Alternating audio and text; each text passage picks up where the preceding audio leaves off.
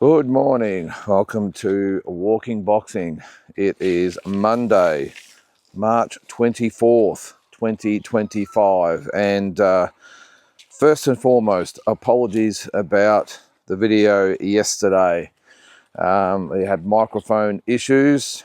I think what's actually happened is I've got it's a microphone that clips onto my collar or whatever it is, and it plugs into the existing microphone that you can sort of see there.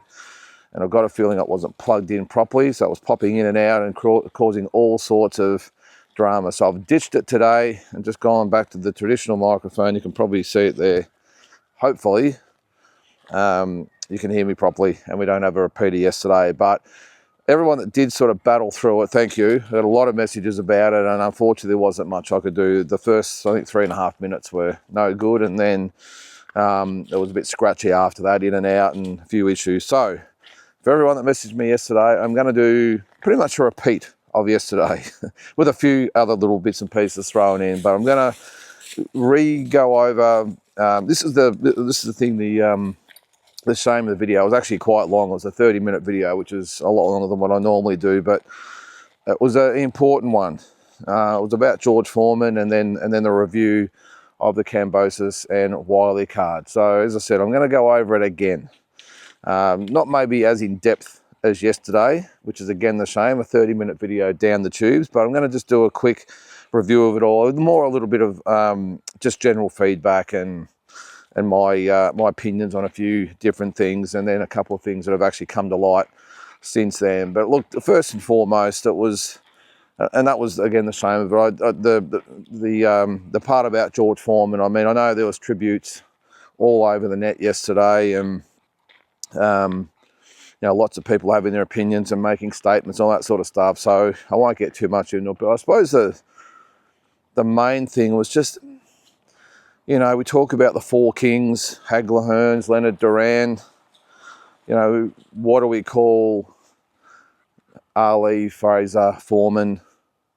Maybe you could throw a Norton in there, but they're probably the big three. They're more, actually, these are the big three. I mean, what would you call them? The three immortals, I think, would be the best description of those guys. And I know your legend grows as you get older, and then especially when you're passed away, but fighting styles and abilities and achievements, all that aside, when I sort of mention the word immortal, I mean what their profile and legacy is to the sport. And now that George Foreman has joined Muhammad Ali and Joe Fraser, I suppose we can sort of reflect on it a little more because of what those three fighters did for our sport. And it wasn't until Hagler, Hearns, Leonard and Duran came around, 10 years later or whatever it was, that we had, or 7-8 years later, whatever it was, that they had their own dynasty and legacy that they produced. But back then, Ali, Fraser and Foreman, what they added to our sport will never be forgotten. And, I think, I'm not sure who passed away first. I think it was Ali first, wasn't it? Then Fraser, and now obviously Foreman, but 76 years of age. Hasn't exactly been disclosed what he passed away from. You would think it's obviously some sort of illness, being he was only 76. You wouldn't have thought it would be natural causes. But I'll be honest, I had no idea that he was actually sick or had issues, just come out of nowhere. And, this is a guy that's always seemed so vibrant, so full of life. And, we obviously remember his first career when he was pretty much the baddest man on the planet back then. I know Mike Tyson sort of took that moniker later, but at that time, George Foreman was the baddest man on the planet. And in my opinion, was probably more fearsome than what Mike Tyson would be, 10 years later, or 10 to 12 years later. But the ironic thing about it was that when he returned in 1987, he was the exact opposite. He was big, lovable, cuddly George, wasn't he? And he just had a different persona. In his first reign, he deliberately went out of his way to look mean and act mean and fight mean. But it was the exact opposite when he was in his second coming. He He was, as I said, big, lovable, cuddly George. And who can forget the punch heard around the world when he knocked out Michael Moorer in 1994 to win the world heavyweight title at 45 years of age. Just unbelievable. And not just the fact that he won it in 94, where he'd come from. I remember when he made that comeback in 1987. I mean, I was only a 13 or 14-year-old kid, but I remember they highlighted it on Nine's Wide World of Sports on a Sunday morning, and they made fun of George. This big, lumbersome, overweight ex-champion. He knocked out Steve Zowski in 4 rounds. I still remember it. And they laughed at him and made a joke about it. But he kept fighting, and he kept winning regularly, fighting monthly, bi-monthly, every couple of months, whatever it was. He kept fighting and winning. And all of a sudden, he was a contender. I remember he knocked out Jerry Cooney. Not that Jerry Cooney, I mean, he was talked about overhyped fighters. That was Jerry Cooney. But when he knocked out Jerry Cooney in 2 rounds, I remember the world was, wow, this is definitely, it looks like the old George. But then he had that war with Evander Holyfield. The amount of punches he took in that fight and just did not budge. He took everything Evander Holyfield had to offer and kept coming back, and lost a 12-round decision, of course, but geez, Holyfield was just at his peak at that time, and he gave Evander all he could handle and just would not go away. And then, of course, got the opportunity against Moorer, and took that opportunity and knocked out the Southpaw Moorer and into folklore as the new heavyweight champion. So it's still a memorable night, 1994.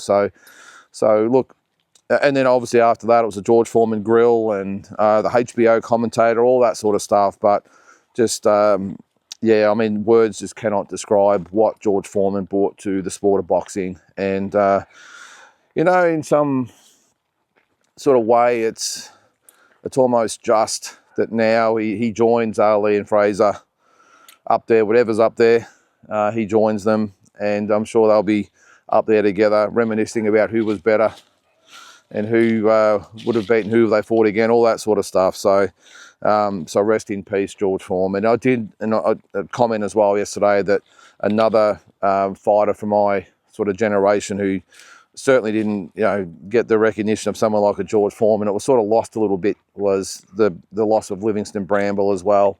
The 2 wins over Ray Mancini. He was supposed to fight Hector Camacho and got upset by Edwin Rosario and just never really recovered. And of course, he fought Costa Tszyu, and he also fought the likes of Roger Mayweather and many others. But he was a very, very good fighter back in his day. So rest in peace also to Livingston Bramble. He did change his name to, I think, a Muslim name or Islamic name. I can't remember what it is, though, but I knew him as Livingston Bramble. And, he was a different cat, but a very, very good fighter back in the day. All right, on to some other news. And just quickly, Sebastian Fundora beat Shordale Booker yesterday. Still not convinced about it. I mean, Shordale Booker, where'd they find this guy? Fair income. Talk that he will, Bakram Murtazaev has thrown out the challenge to Sebastian Fundora. If I was Sebastian Fundora, I'd be staying well away from Bakram Murtazaev. Look, he looked okay yesterday, but the opposition was very, very ordinary, wasn't it? So I would be definitely staying away from Murtazaev if I was Fundora, but he's still talking about maybe potential fights with Errol Spence, and who knows with Tim Tszyu if he gets past Joey Spencer. Which he should. There'll be plenty of other fights on the table, and the whole 154-pound division will be thrown up in the air again, and we're going to have all sorts of matchups coming our way, I think, because the 154-pound division is just absolutely booming at the moment. So many great matchups and so many connotations of who's going to fight who. But Murtazaev better get himself into gear because, I mean, geez, even after what he did to Tim's got another fight scheduled, and Murtazaev has got nothing, So what are we, 6 months later? So, that fight with Fundora would be big though, wouldn't it? But I've got a feeling they're not going to want to put Fundora in the ring with someone like Murtazaev, but we will see. All right, on to Saturday night's fights. That's what yesterday's video was mainly about. George Kambosos, what did you make of it? I've been asked that a lot. And look, I thought George, he just did what he had to do. He was, look, it was late notice, not just for Jake Whyllie. Everyone's talks about, well, coming on 5 days notice. George had to sort of readjust as well. And I know he's the A side, and I know maybe they had maybe a little bit longer than 5 days, because the word is that they knew maybe a little bit longer out than that Jordan wouldn't be part of the fight, of the fight card. But anyway, that's another story. But look, I just thought he did what we're calling him an A grader. This is the other thing that's been up for debate. A lot of people, of course, have said he's a one-hit wonder. I don't think he is. I think he's been a good lightweight contender before that, and now at 150, 140, of course. But look, you know, Jake Whyllie, big, strong, young kid, came to fight, nothing to lose. And I thought for the first 4 or 5 rounds, George looked great. He looked fantastic. I thought he totally outclassed Jake Whyllie in those first few rounds. Then, of course, we settled into the fight. Maybe George maybe tried a little bit hard in the earlier rounds and maybe punched himself out a little bit. And Jake Whyllie, I think he underestimated what he had, because the longer the fight went, the better Jake Whyllie got. And then, of course, the cut happened, and you could see George's whole persona change. He become very reactive, very negative, and that's a common thing with fighters. And that's what probably non-fighters have got to understand. A lot of people are saying, "Oh, geez, you know, as the fight went on, and geez, he went into his shell a little bit." Well, when you're in preservation mode like he is, you've got to remember, June 21st, he's supposed to fight Richardson Hitchens. So this was supposed to be a tune-up. So all of a sudden he's cut, he's bleeding, he doesn't know how bad the cut is. All he can feel is the blood on his face. And, I mean, man. So you can probably understand why he goes in a little bit of self-preservation mode. So I got no dramas with that. And look, let's not beat around the bush. He only lost a couple of rounds, maybe 3 tops. But full credit to Jake Whyllie. He was fantastic. He really was. He pushed the pace. Didn't back off, and as the fight went on, he did, you know, especially when there was blood, he really picked it up. And full credit to Jake Whyllie. He fought a fantastic fight, and he's got himself a contract with Matchroom, which is fantastic. But look, I just think it's one of those instances that happens nearly every weekend where an elite fighter, or the A side in George Kambosos, just, hey little buddy, a little dog there, come out. No, I'm not saying good day. Just look, he repels the challenge of a fighter that's either on the up or a journeyman, whatever it might be, but he does what he has to do, and that's what George did. So, look, I thought he looked really good, and who knows what might have happened if he wasn't cut and sort of, again, went into sort of defensive mode, whether, you know, he would have got Jake Whyllie out of there. I've got a feeling he wouldn't have, though, because Jake Whyllie, just, he looked big, didn't he? Big and strong, and he was very, very hard to move, and he got hit with some really good shots and did not budge. And this is probably the concern for George Kambosos, in my opinion, at 140, is that he looks small. I thought he looked small as a lightweight. Now at 140, how is he going to perform against the really elite guys at 140? That's probably the only doubt for me, his lack of power. Jake Whyllie just did not budge, and George hit him with some really good shots, and he just kept coming. Now, maybe that was a bit of adrenaline. Maybe he's just a big, strong kid who's got a good chin. I don't know. But he has been rocked in fights, Jake Whyllie, and George couldn't move him. So that's got to be a point of concern for Team Kambosos. But as for Jake Whyllie, he's going to get more opportunities, especially now he's with Matchroom. And good luck to him. You know, you got to take your opportunities sometimes, and then, you know, you get the rewards, and that's what's happened. So he didn't get the win, but he definitely won in a lot of people's minds as far as what's going to happen with him next. And for George, is that cut going to heal before June 21st? I think they were talking about maybe stretching it out to the 28th maximum, but that's about it. And Eddie Hearn said, look, Richardson Hitchens is fighting on that date, or either one of those 2 dates. Whether it's George Kambosos or not doesn't matter. This is not a question of the fight's locked in, you know, and we're going to have to, you know, we can move it back to suit George and everything. No, contractually, Richardson Hitchens is going to fight on that date, and that is it. And George is either there or he's not, and if not, then they get somebody else. That's just what's going to happen. So I think he'll be okay. 13 weeks to go. Come on, man. 13 weeks to go. And look, he'll probably rest up for 4 weeks. No contact to the face probably in 4 or 5 weeks, but knowing George is always in the gym. Come on, man.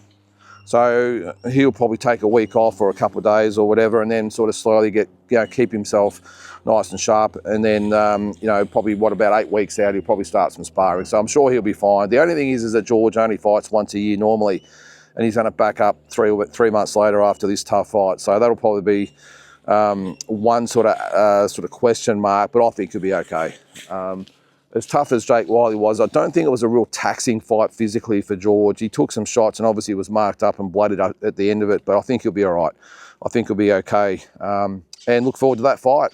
Looks like it's going to be either New York or Las Vegas. So if you want to get over there and support Team Kambosos, then start saving now. Now, just on Team Kambosos, I won't dwell on it too much because I don't know all the facts, but geez, if you're on social media, I haven't been on social media much lately at all. I've just been putting my own stuff up, and that's really about it. I haven't sort of looked at my personal stuff, but I just opened my page yesterday, and yeah, again, a lot of people have sent me messages and asked me what my thoughts about Team Kambosos and George in response to Michael Katsidis.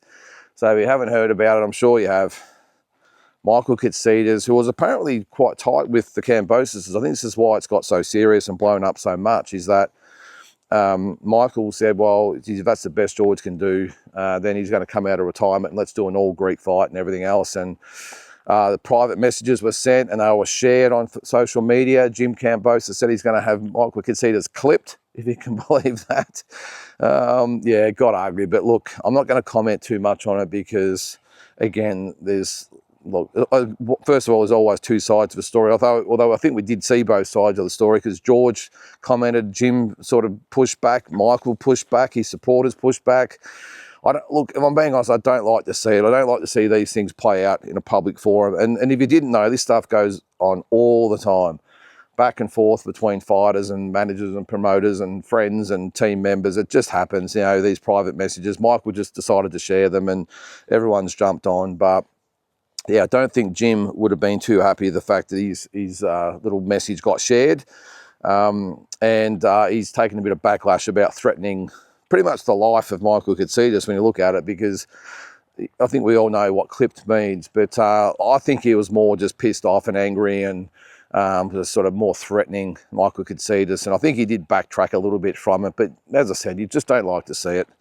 You don't like to see these things play out, especially in front of all the boxing fans. You get the popcorn and all comment and pile on, and it just gets messy. So I know it wasn't George or Jim's fault that the posts were shared. They were private messages, but maybe don't comment on social media. Maybe contact him directly and say, hey, we can solve this a different way than Facebook. But anyway, sure more will come to hand. And look, as usual too, the boxing media, instead of talking about George's fight and maybe Jai Patai's that fight that's been announced as well, all over this one, it's back page news, all the rest of it, it's just ridiculous. So anyway, we will move on and let them sort it out themselves. Just quickly on the undercard though, the other night too, look, I was surprised by a few of the results. Definitely it was a Palacio over Iman Kataev. Geez, he struggled, didn't he, Kataev?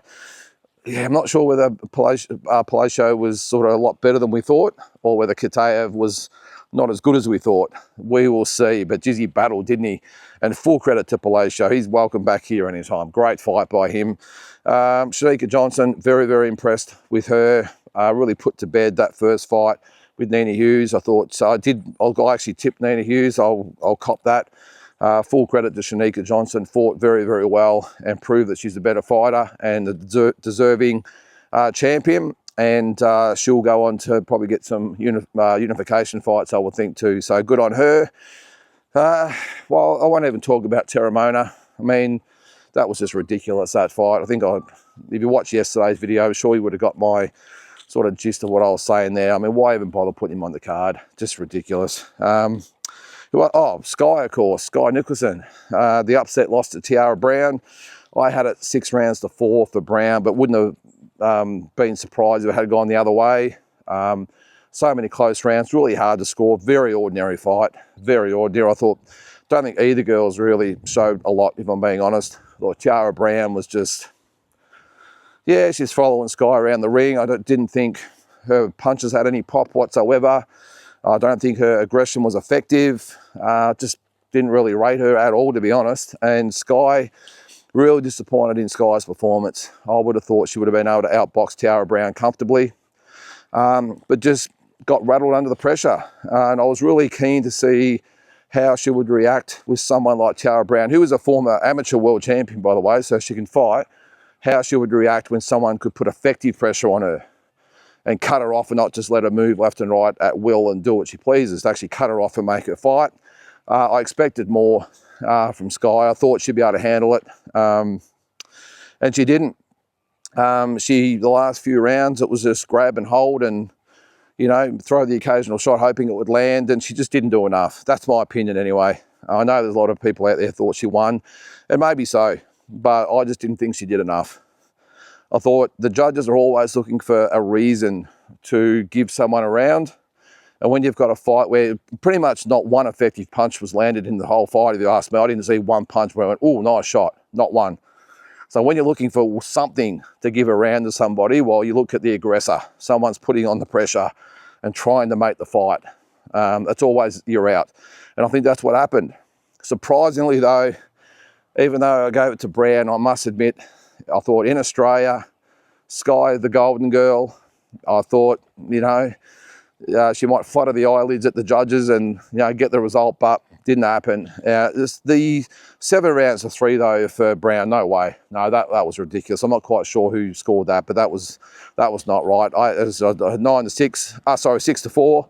Thought maybe even a draw could have happened, or maybe even Sky. So either way, close fight. I'm sure there'll be a rematch and they can sort it out anyway. So good on them, but not a bad show. They camouflaged the crowd pretty well, didn't they? I'm not quite sure what the final attendance was, but I think you could hear by the noise in the crowd that it's still a little bit empty, but a lot more than what a lot of people thought anyway. So what are your thoughts? Again, apologies for yesterday. Apologies again if you actually did watch as much as you could yesterday and I've gone over it again, but I had a lot of people say, can I recover it? And even though it's a lot more a lot briefer today than what it was yesterday, I hope you got a little bit of an idea of my thoughts anyway. So guys, have a great Monday and we'll catch you tomorrow.